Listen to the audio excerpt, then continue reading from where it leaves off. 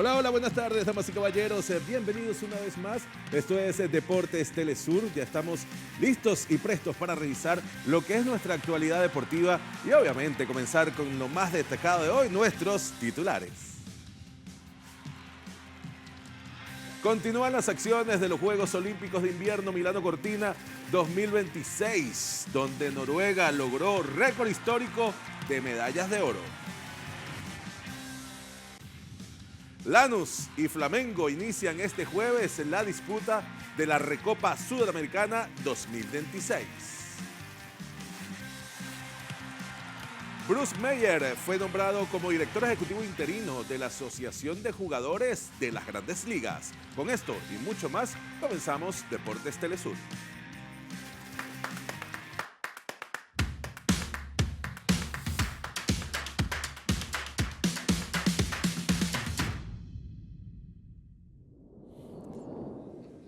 Grato placer saludarles, recordándoles nuestros puntos de contacto en las redes sociales como @deportes_telesur. Comenzamos con Noruega, que igualó este jueves en Milano Cortina 2026 el récord histórico de 16 oros olímpicos de invierno, tras conquistar la combinada nórdica sprint por equipos con Oftebro y Skolund. En el tercero Cross Country Ski Stadium, la dupla noruega integrada por Jens Luras y Oftebro y Andreas Skuglono ganó la combinada nórdica sprint con tiempo de 41 minutos y 18 segundos, superando por escaso margen a las duplas de Finlandia y dejando el bronce para Austria. Con esta victoria, Noruega alcanzó 16 medallas doradas en Milán Cortina 2026, igualando el récord logrado en Beijing 4 años atrás. La potencia escandinava reafirma su dominio en los deportes de invierno y mantiene abierta la posibilidad de superar su marca total de preseas antes de la clausura.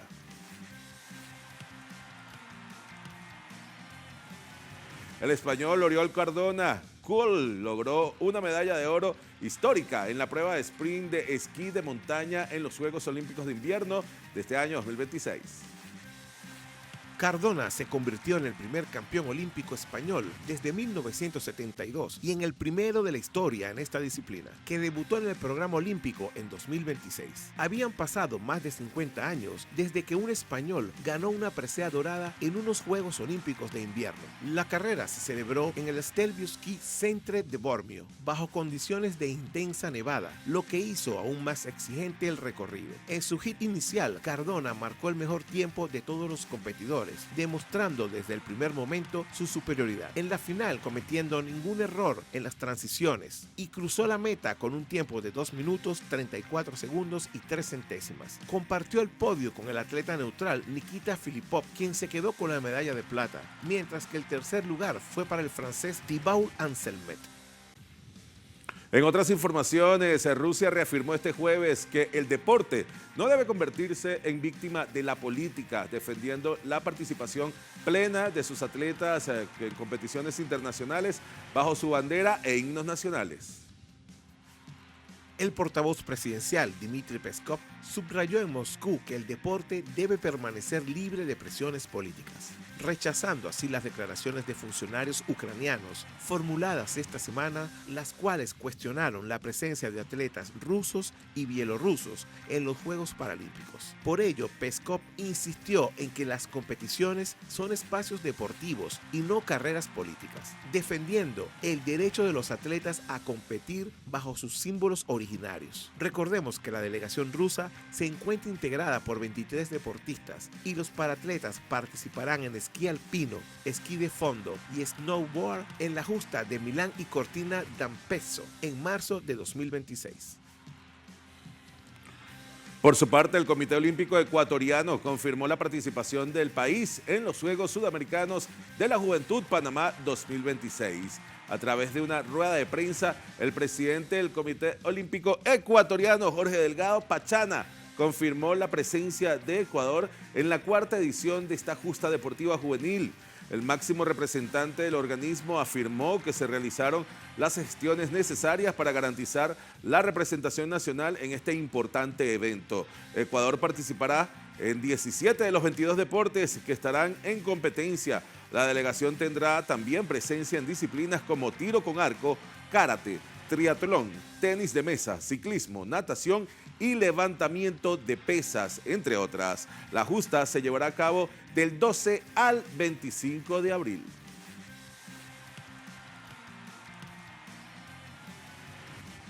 También tenemos que México hizo historia al conquistar su primera medalla de oro con el equipo femenino de velocidad en el Campeonato Panamericano de Pista Élite 2026 celebrado en Santiago de Chile. Así que la selección mexicana, conformada por María Vizcaíno, Julie Verdugo y Luz Gaviola, se proclamaron campeonas de la prueba de velocidad por equipos con un tiempo de 47 segundos y 162 centésimas en la primera jornada de la competición. Las mexicanas superaron por un segundo a las velocistas colombianas, quienes se quedaron con la medalla de plata, y las estadounidenses completaron el podio llevándose el bronce. Con este triunfo dorado, México lidera el medallero de la jornada inaugural y suma puntos para la clasificación a los Juegos Olímpicos de Los Ángeles 2028.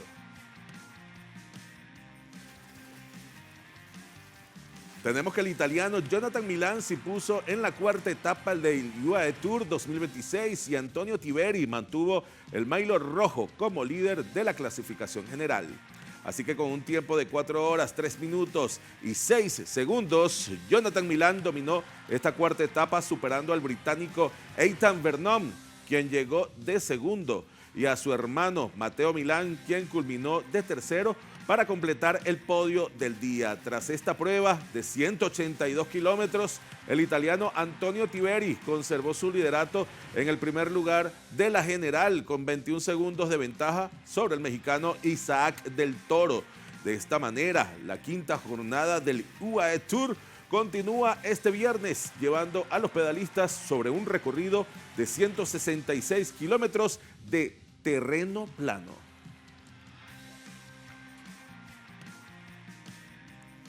Vamos a ir a una breve pausa, pero primero quiero dejarlos con un material de Tina, la mascota de los Juegos Olímpicos de Invierno 2026, quien recibió a Ayo, la mascota de los Juegos de la Juventud de Dakar 2026, en la Plaza del Duomo de Milán, donde compartieron con los fanáticos. Veamos.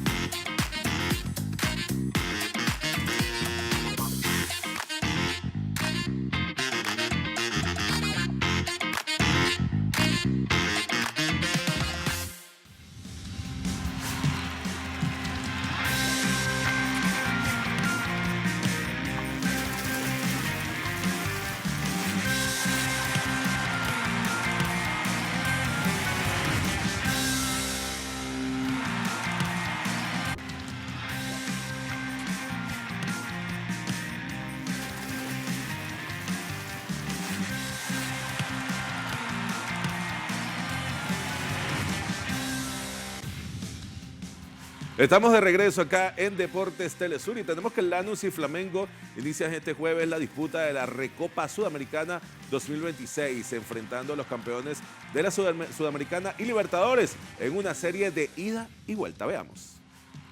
A las 21:30 horas de Argentina, la Fortaleza de Lanús será escenario del primer encuentro de la Recopa Sudamericana 2026, donde el conjunto argentino recibirá al Flamengo, campeón de la Libertadores. El duelo marcará el inicio de una serie que se definirá en el mítico Maracaná de Río de Janeiro, con la expectativa de consolidar la supremacía continental. La Recopa enfrenta cada año a los monarcas de ambos torneos, y en esta edición el cruce entre argentinos y brasileños promete intensidad, rivalidad histórica y un nuevo capítulo en la tradición sudamericana.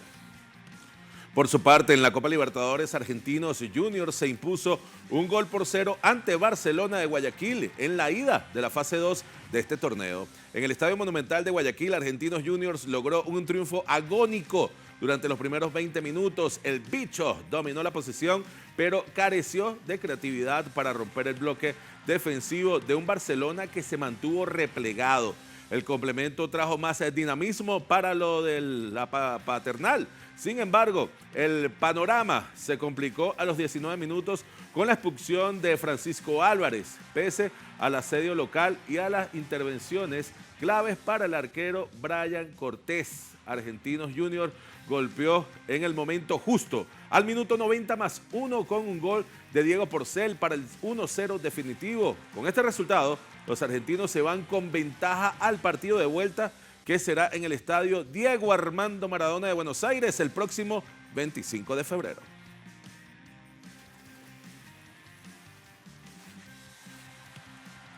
Y continuando con otro duelo de la fase 2 de la Copa Libertadores Nacional, Potosí derrotó por la mínima 1-0 a Botafogo con tanto de Oscar Valdomar al minuto 47.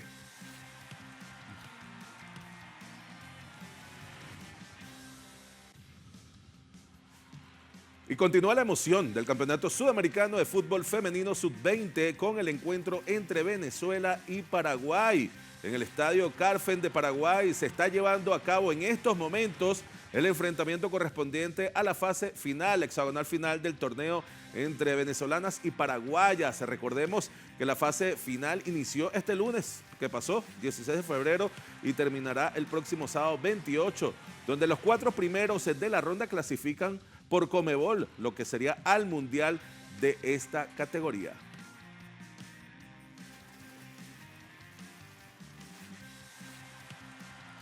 Por su parte, el futbolista brasileño Philippe Coutinho anunció este miércoles que pidió la rescisión de su contrato con el Vasco da Gama de Río de Janeiro por sentirse muy cansado mentalmente. Veamos. El centrocampista de 33 años señaló en un comunicado que fue una de las decisiones más importantes de su vida el volver a vestir la camiseta del club carioca, en cuyas categorías inferiores se formó y al que regresó en 2024 tras pasar por equipos como el Barcelona y el Liverpool. Sin embargo, Coutinho, quien ha sido blanco de críticas de la afición por su desempeño y fue abuchado en el último partido, dijo que es el momento de dar un paso atrás y cerrar su ciclo con el Vasco. El brasileño tenía contrato con el equipo hasta junio de este año y ya había iniciado conversaciones para renovarlo, por lo que el pedido de rescisión agarró por sorpresa a la cúpula del club. En 2025, Coutinho fue clave para ayudar al equipo a alcanzar la final de la Copa de Brasil, que perdió frente al Corinthians. También tenemos que la Real Federación Española de Fútbol confirmó que la gran final de la Copa del Rey de esta temporada 2025-2026 se va a celebrar en el estadio de la Caturja el próximo sábado 18 de abril. Así que el organismo decidió adelantar el encuentro una semana respecto a la fecha prevista originalmente, que era para el 25 de abril. El motivo principal es evitar el colapso logístico en la región, ya que la fecha anterior coincidía con el inicio de la Feria de Abril en Sevilla y el Gran Premio de España de la MotoGP en Jerez. 2 eventos de alta escala internacional que habrían complicado la seguridad y el alojamiento en la ciudad. La jornada del 18 de abril será intensa para el fútbol español antes de la final masculina. La selección española femenina se enfrentará a Ucrania en un partido clave para la clasificación del Mundial 2027. A falta de lo que se disputen los partidos de vuelta, el torneo ya se perfila a sus favoritos. Tras unos resultados de ida sorprendentes, el Atlético de Madrid lidera con una ventaja de 4-0 sobre el Barcelona, mientras que la Real Sociedad aventaja 1-0 al Athletic.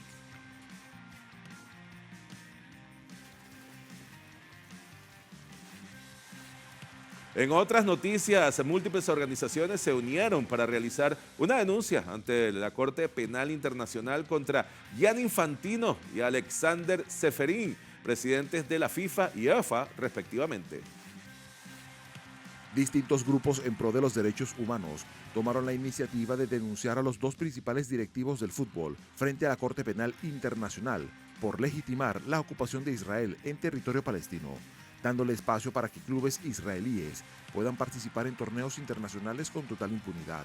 Los denunciantes alegaron que tanto Infantino como Ceferin se han vuelto cómplices de guerra y de lesa humanidad, basándose en el Estatuto de Roma, específicamente en el traslado de la población civil a territorios ocupados, alegando a su vez que ambos presidentes de las federaciones han ignorado completamente los informes compartidos por la ONU. De proceder de manera exitosa, se podría generar un hecho histórico frente a los otros dirigentes de distintas disciplinas. Damas y caballeros, nosotros vamos a cumplir con una breve pausa, pero muy breve. No se muevan y ya venimos con más de la información deportiva en Deportes Telesur.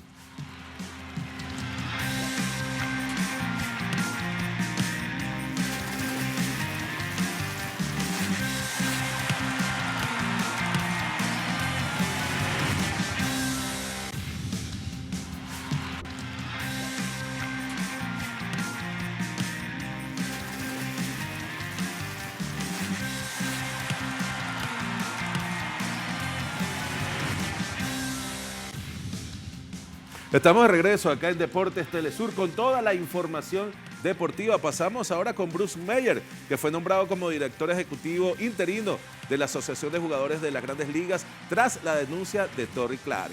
Meyer se unió a la Asociación de Jugadores de la MLB como alto director de negociación colectiva y asuntos legales en el año 2018 y luego estuvo a cargo como subdirector ejecutivo desde 2022 hasta este miércoles, que fue elegido por unanimidad como director ejecutivo interino. Esto debido a que su antecesor, Tony Clark, renunció el día martes luego de más de una década al frente del sindicato. Meyer ha sido un miembro importante en los procesos laborales anteriores, por lo cual su experiencia en negociaciones colectivas de la MLB es un factor decisivo para mantener la estabilidad de la organización.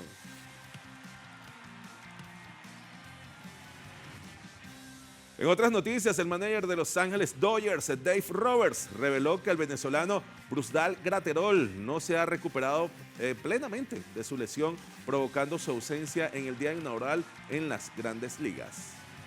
En noviembre de 2024, Graterol tuvo que ser ingresado al quirófano luego de presentar traumatismo en su hombro derecho y que lo obligó a ausentarse la última campaña en su totalidad. Sin embargo, este miércoles se le preguntó al manager de la franquicia angelina si el venezolano regresaría al campo para la temporada 2026, luego de que este solo haya tenido 10 apariciones con el equipo, donde Roberts respondió que su recuperación ha sido bastante tardía, asegurando que no formará parte del roster para el día inaugural en las Grandes Ligas, destacando que la intención del equipo es priorizar su salud antes que nada, confiando que será pieza clave cuando esté preparado. Pasamos ahora a tierra de gigantes, porque en la NBA se ha dado a conocer que Kyrie Irving no disputará el resto de la vigente campaña mientras sigue su proceso de recuperación. A casi un año de la lesión que terminó de complicar el panorama en los Dallas Mavericks, se confirmó este miércoles que su escolta titular, Kyrie Irving, no estará preparado para su regreso en la fecha esperada. Y es que a menos de 30 partidos para que finalice la temporada regular, junto a la posición actual de la franquicia texana, Irving ha decidido tomar el resto de la campaña para reforzar sus terapias y volver a las canchas en octubre, contando con la posibilidad de que los Mavericks refuercen su plantel durante el parón veraniego y marcar un inicio más sólido, siendo la primera vez en la carrera del escolta que no disputará ningún partido de la temporada.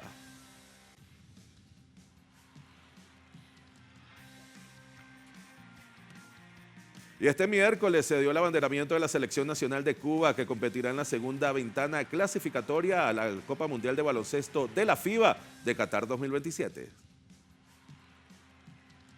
En acto solemne celebrado en el Coliseo de la Ciudad Deportiva y encabezado por el presidente del INDER, Osvaldo Vento Montiler, patentó el compromiso de representar a Cuba con dignidad. Dalia Henry, presidenta de la Federación Cubana de Baloncesto, ratificó que en los momentos más difíciles el deporte cubano no ha flaqueado. Por el contrario, se ha erguido ante las dificultades y participado en las convocatorias más exigentes. La selección cubana jugará el próximo 27 ante su similar de Panamá, en el Arena Roberto Durán de la capital panameña, en la misma sede que jugarán contra Uruguay el 2 de marzo. Estas selecciones conforman el Grupo D de América y pelean por 3 boletos a la segunda ronda clasificatoria al Mundial de la disciplina. Ahora encendemos los motores, y es que la categoría de la MotoGP anunció que el circuito urbano de Adelaida será sede del Gran Premio de Australia a partir del año 2027. Así que luego de varios años donde el circuito ubicado en el Phillip Island ha sido escenario de la competición, los directivos han decidido no renovar el contrato con los organizadores, trasladando la competición a la región de Adelaida, llegando a un acuerdo por 6 temporadas que finalizarán en 2032, destacando que por primera vez en su historia moderna, la categoría correrá en un circuito urbano, el cual cuenta con 4.195 metros, con 18 curvas y alcanzando los 340 kilómetros por hora. Sin embargo, el trazado deberá someterse a distintas remodelaciones para cumplir con la normativa de seguridad.